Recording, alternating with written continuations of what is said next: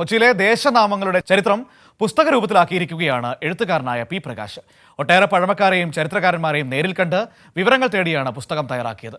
കൊച്ചിയുടെ ചരിത്രത്തിന്റെ ഭാഗം കൂടിയാവുകയാണ് ഈ പുസ്തകം. കൊച്ചിയുടെ ചരിത്രമാണ് മട്ടാഞ്ചേരി. കായലിന്റെ മട്ട് അഥവാ ചെളി ധാരാളമായി അടിഞ്ഞുകൂടിയ പ്രദേശം. കാലക്രമേണ അത് മട്ടാഞ്ചേരിയായി. ഇങ്ങനെ കൊച്ചിയിലെ ഓരോ സ്ഥലപ്പേരിന് പിന്നിലും ഒരുപാട് കഥകളുണ്ട്. ആ കഥകൾ കോർത്തിണക്കുകയാണ് എഴുത്തുകാരനും ചങ്ങമ്പുഴ സാംസ്കാരിക കേന്ദ്രം പ്രസിഡന്റും കൂടിയായ പി പ്രകാശ്. ഏതാണ്ട് 4 കൊല്ലത്തെ പ്രയത്നമുണ്ട് ഇതിൻ്റെ പിന്നിൽ.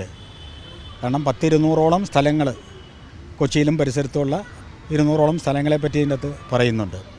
അപ്പോൾ ഇത്രയും സ്ഥലങ്ങളിൽ പോയി ഇത്തരം കാര്യങ്ങളെക്കുറിച്ച് കാര്യവിവരമുള്ള വളരെ പ്രായം ചെന്ന ആളുകളെ കണ്ട് നേരിട്ടും അല്ലാതെ ഫോണിലുമൊക്കെ സംസാരിക്കേണ്ടി വന്നു. വളരെയധികം സ്ഥലങ്ങളിൽ പോകേണ്ടി വന്നു.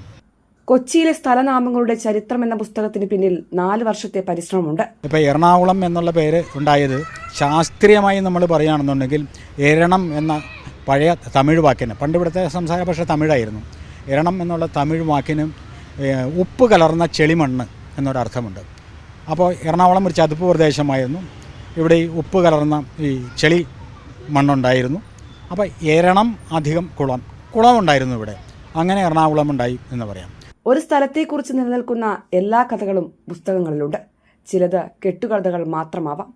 450ഓളം പേജുകളുള്ള പുസ്തകത്തിൽ നിരവധി ദേശങ്ങളുടെ ചരിത്രം കൂടിയാണ് അടയാളപ്പെടുത്തുന്നത്. കൈരളി ന്യൂസ്, കൊച്ചി.